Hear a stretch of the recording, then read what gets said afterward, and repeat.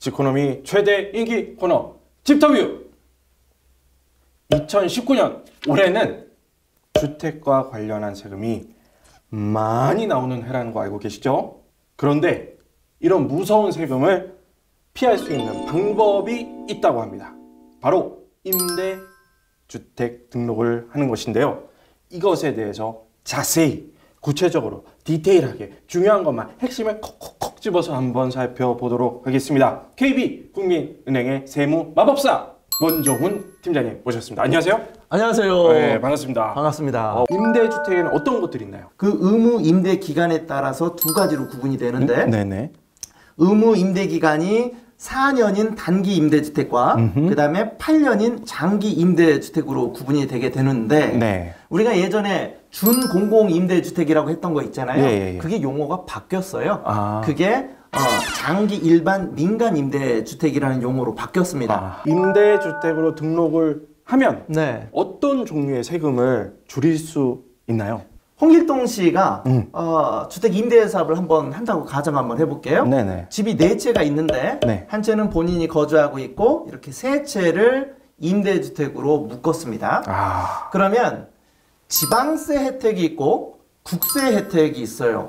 지방세 혜택은 일단 취득세 감면의 혜택인데 우리가 주택을 구입할 때 공동주택을 분양으로 취득을 했는데 전용 면적이 60제곱미터 이하인 경우에는 취득하고 60일 이내에 임대주택으로 등록하면 취득세가 전액 면제가 됩니다. 그 다음에 재산세가 또 감면이 되는데 네. 이 재산세는 보유하고 있는 동안에 재산세에 대한 감면인데 기본적으로 두 채 이상을 임대주택으로 묶었을 적에 네. 면적별로 재산세를 감면합니다.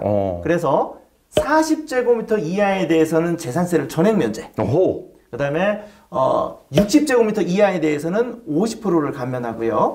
그 다음에 우리 흔히 32평이라고 말하는 네. 우리 85제곱미터 예. 이하에 대해서는 25%를 감면을 하게 되고요. 이거는 단기로 임대사업을 진행할 때 받을 수 있는 감면인데 장기로 하게 되면은 감면 혜택이 조금 더 커지게 됩니다. 더 커져요. 예. 그래서 취득할 때, 그 다음에 보유하고 있는 동안에 재산세가 일단 감면이 되고요. 네. 그리고 우리가 굉장히 많이 그 임대주택으로 등록하는 이유가 종합부동산세도 면제가 되고요.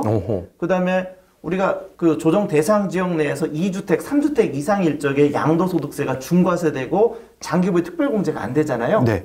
임대주택으로 묶고 의무 임대 기간을 마치게 되면 그런 불이익도 사라지게 됩니다. 그래요? 예, 그리고 결정적으로 임대주택 사업으로 등록을 하고 예. 이게 이제 장기 임대주택으로 등록을 하고 의무 임대 기간을 8년 이상 채우면 양도소득세를 계산할 때 장기보유 특별공제를 최대 70%까지 깎아줘요. 그래서 사실 내가 주택을 임대를 하고 네. 어차피 최소 8년 이상 임대를 할 목적을 가지고 있다면 안 할 이유가 없는 거예요. 임대주택으로 등록을 하면 네. 거주하고 있는 주택도 세대상의 혜택이 있다고 하는데 요거는 어떤 혜택이 있나요? 홍길동 씨는 4주택자예요. 예. 주택이 맞아요. 4채인데 3채를 임대주택으로 묶었죠. 네. 나머지 한 채 주택이 있네요. 예. 자, 이 집은 임대주택으로 묶여있는 집이 아니죠. 아니에요. 이거는 본인이 거주하고 있는 집이거든요. 그렇죠. 일반적으로 우리가 1세대 1주택 비과세는 다주택자가 1세대 1주택 비과세 받으려면 어떻게 해야 되겠어요? 순차적으로 다 매각하고 딱 한 채가 남아있을 때만 받을 수 있는 혜택이 1세대 1주택이잖아요. 그렇죠. 그렇죠? 그런데 네. 임대주택 등록을 활용하면 다주택자가 첫 번째 주택을 매각해도 1세대 1주택 비과세를 받을 수가 있다라는 겁니다. 주의해야 될 부분이 있는데 네네. 반드시 2년 이상 거주를 해야 되는 요건이 있어요. 하지만 기존에 이미 2년 이상 거주한 실적이 있다면 요 세 채를 임대주택으로 묶고 네. 그 다음날 팔더라도 비과세가 가능한 것이죠. 근데 임대주택으로 등록을 한다고 모든 주택에 다 혜택을 그냥 막 주지는 않을 것 같아요. 그렇죠. 뭔가 요건, 그렇죠. 조건 막 이런 게 있을 것 같은데 어떤 게 있어요? 임대사업을 개시할 당시에 공시가격이 6억 원 이하, 수도권 외의 경우에는 3억 원 이하여야 된다거나 안 그러면 전용 면적이 8호제곱미터 이하여야 된다라는 조건을 알고 있는 거죠. 이런 조건을 만족하고 임대주택을 묶으면 다양한 세제상의 혜택을 주겠다라는 거죠. 그리고 그 지난해 9.13 대책 이후에 임대주택으로 등록을 하더라도 세제상 혜택을 받을 수 없다. 그런 얘기들을 하는 사람이 많은데 이게 네. 진짜예요? 아, 이 부분도 좀 오해가 많은 것 같은데. 그래요? 예. 9.13 대책은 임대주택을 규제하는 정책이 아니다라는 겁니다. 그러니까 9.13 대책 이후에도 임대주택 등록을 하면 기존에 받았던 세제세 혜택 다 받을 수가 있다. 이후에 등록을 해도? 그렇습니다. 오호. 다만 그럼 왜 그런 오해가 있느냐? 사실 작년에 발표했던 9.13 대책은 임대주택 등록 자체를 규제하는 게 아니라 9.13 대책 이후에 새롭게 주택 구입하는 것을 규제하는 거예요.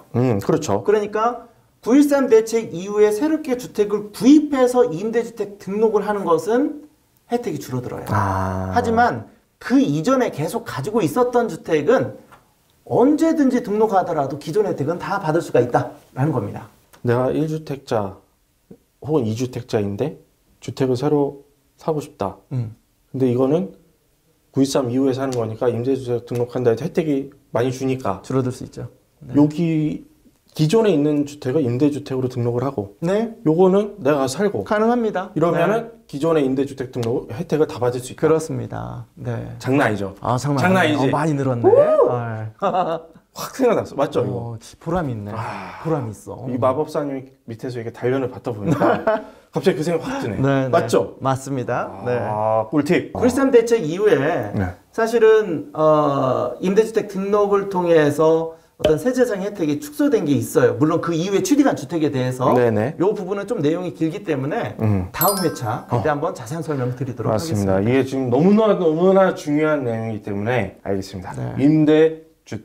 임대주택 등록에 대한 모든 것, 세금과 관련된 지금 원종훈 팀장님과 함께 파헤치고 있습니다. 팀장님, 오늘 시간 감사합니다. 감사합니다.